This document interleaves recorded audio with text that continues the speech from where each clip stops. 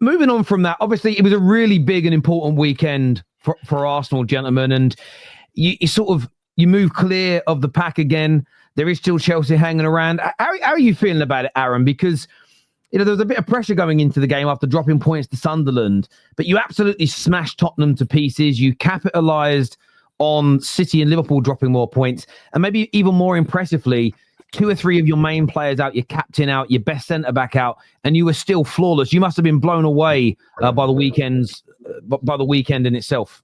Yeah, I left the stadium in that mood, man. So I said this on my thing on Friday, right? I want Arsenal. Well, look, we all knew it was a bad result against Sunderland, especially being 2-1 up, and it's late. But Arsenal and Mikel Arteta, when you look at the seasons we've competed for the title, when we've dropped points, we've dropped them in clusters. And I'll take you back to the 22-23 season. We 2-0 up Liverpool, 2-2. We're 2-0 up West Ham, 2-2. And then we go and draw to Southampton. Title's gone. You look at the season after, and then you're top of Christmas, and then you have West Ham at home, lost 2-0. You go to Fulham away, lost 2-1, and all of a sudden you're 5 points behind come January the 1st. So I just sort of wanted us to, if we're really serious about this title, which it obviously, it looks like we are a lot more this season, I didn't want us to, whilst we had difficult fixtures following it, Tottenham, it's a tricky game. In Stamford Bridge, that will be a massive game. I just didn't want us to drop points again, because all of a sudden then, if you draw to Tottenham, all of a sudden the Chelsea away game is unbelievable. Then you're going to drop 3 points in a row.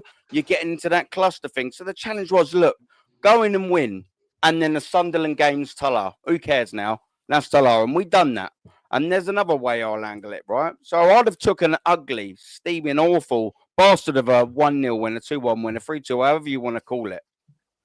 But, and we'd have done that because we knew that you're getting back to winning ways instantaneously, which is all I want.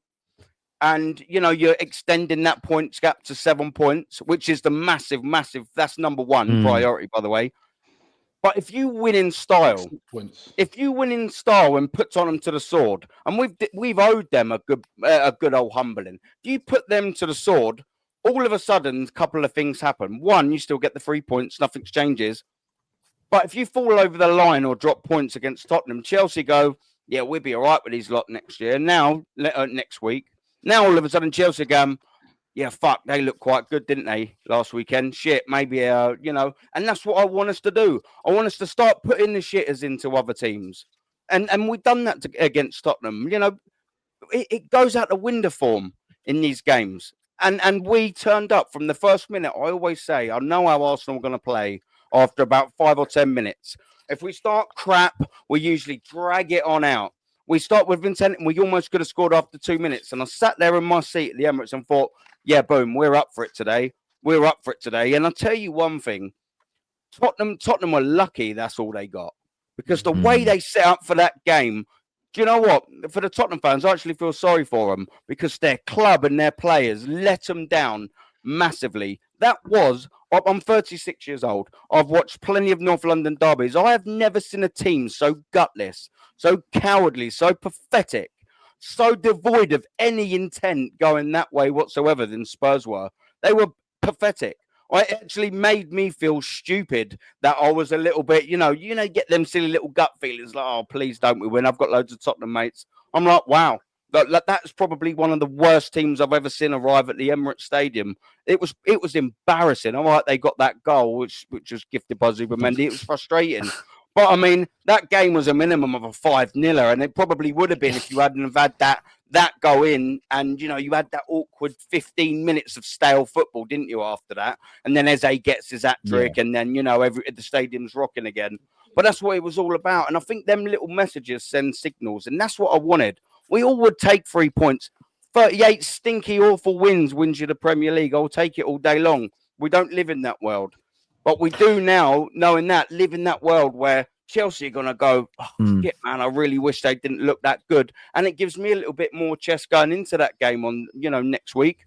And we've got our 7-point buffer. It's tick, tick, tick, tick, win.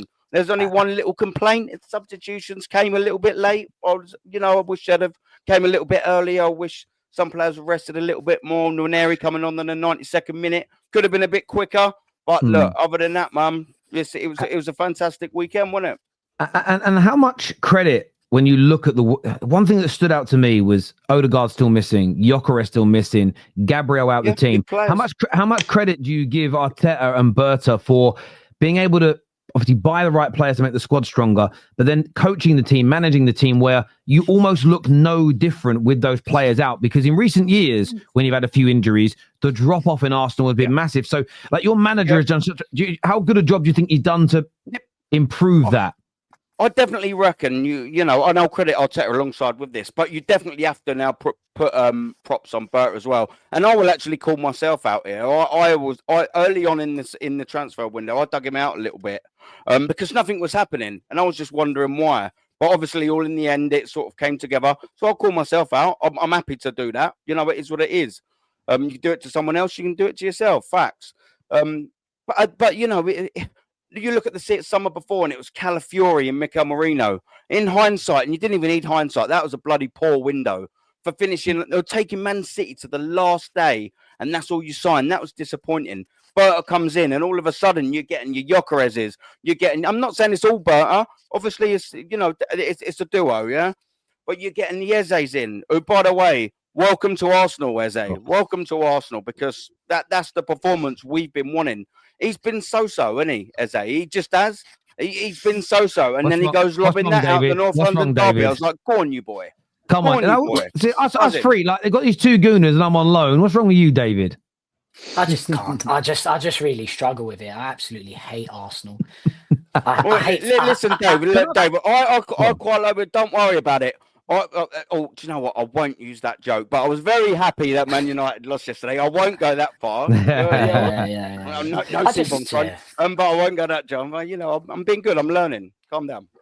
I find it tough. You know, I've grown up with fans like Positive Dan, and I just absolutely hate fans. Exactly. I absolutely hate Arsenal fans like Positive Dan. They just get into my skin, into my bloodstream.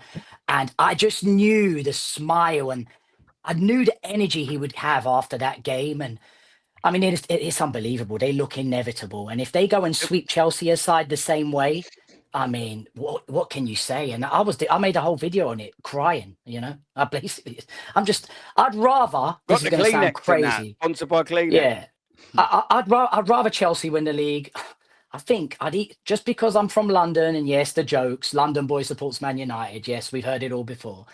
I've born, and I drive past the Emirates 3 times a week. You wouldn't just cannot. Sorry, you wouldn't prefer Liverpool or City to win it over Arsenal, would you? Yes, he would. I wouldn't prefer Liverpool right now because it would be their 21st. But I think I'd prefer City over Arsenal. I can't stand Arsenal, man. Look at his face. I like you, Dave. I'm going to pretend I didn't hear what you said for the last minute. Yeah, look at it. Look at his face. I mean, I just cannot take it. I can't take what he thinks his club is, despite not winning anything yet. He thinks they're the greatest thing that's ever existed. It goes up my spine listening to him. I tell you, I struggle, mate.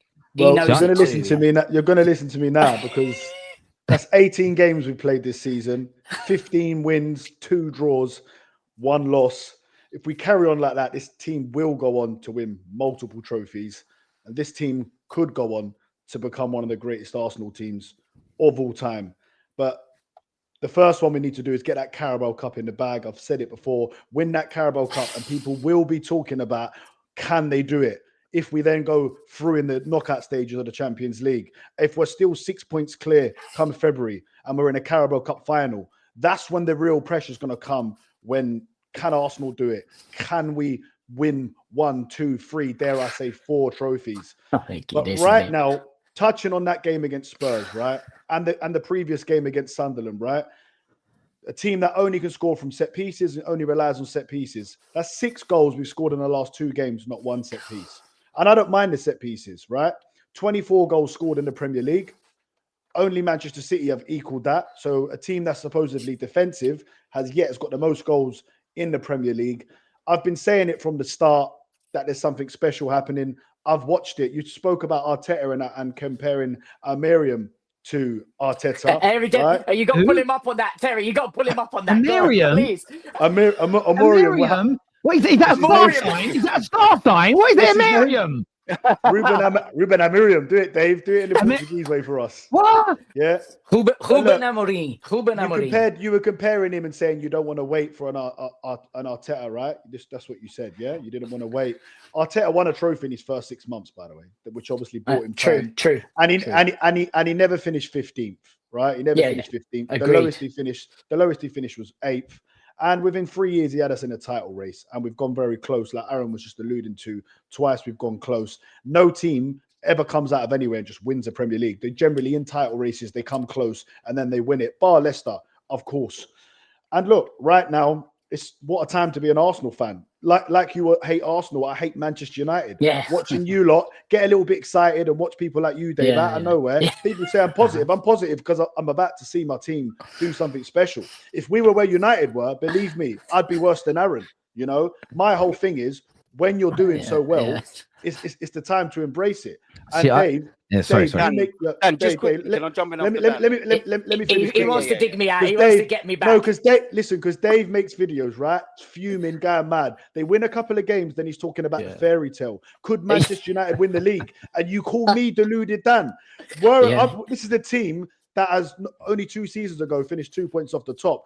I'm allowed to think my team can win the Premier League. You're not allowed to think your team can win the Premier League because they won 3 games in a row. So David becomes deluded David very quickly, and then he goes back into what he truly is. Yeah, right. Yeah.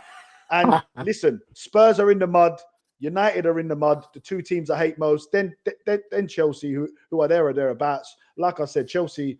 I'm not worried one bit about Chelsea. The only team I'm looking at is Manchester City. That's because I've got a little bit of PTSD in what's happened in previous title races. But still, of course, I think we're going to win the Premier League. We're in a great, fantastic position. And listen, like Terry said, these players that they've bought are perfect. I wanted Hincapié to start that game because Mosquera, as good as he's been, Hincapié is the one we bought. If this happens to Gabriel, for like, aggressive, you know, he's a winner. He's gone invincible. He's in a previous invincible. He's won a league before. So people say we don't have winners. We do have winners in our team. He's a winner. Zubimendi's, of course, a winner, although he didn't have his best game on Sunday. But to score 4 goals against Tottenham, absolutely buzzing. That's what football's all about. Going to the game, supporting your team. The crowd was absolutely electric. And I hope we do the same against Bayern Munich, because when you've got the crowd behind you like that and everyone's singing from the same hymn sheet, there's no stopping you. There's no stopping this team. Only we can stop ourselves now. And look, it's what a time to be alive as an Arsenal fan. What a difference. Can I just jump in? Just sorry, quick one. That's the difference. That's the sort of difference between me and you here, Dan. Like there, you're saying that, and that's fine. You support Arsenal how you want, mate. Like you're saying, what a time to be alive for Arsenal now. When you say that, I'm sitting there thinking we ain't won anything in 6 years. If we win the Premier League and I'm talking about this moment in time. But you're also talking this moment in time. So I'm saying, look, at this moment in time, yes, the season is all going fantastic. I've never have, by the way, disagreed with that. Not once. People, like Terry said earlier, they just hear what they want to hear when I talk. But I actually have never really disagreed with a lot of that sort of side. We have been good this season in pretty much every competition. But it's still November. It's still 12 games. It's still quarterfinal of the Carabao Cup. It's still league stages of the Champions League. Like you always say about the quad, is it mathematically possible? Yes. It's also possible that we win nothing again. I'm not saying that we will or not. I'd take just the Premier League now. I would say as me as an Arsenal fan, that's me, that's my choice. I would say what time to be alive as an Arsenal fan if we won the Premier League and the Champions League. And then we built on it next season. That's when I'd be saying things like that. And I think that's the difference between you. And the subtle difference is it hasn't happened for you yet. I'd say it when it did happen for me. And that's probably one of our big differences. Do you know what I mean? I just think we've got to do something. I hear that. And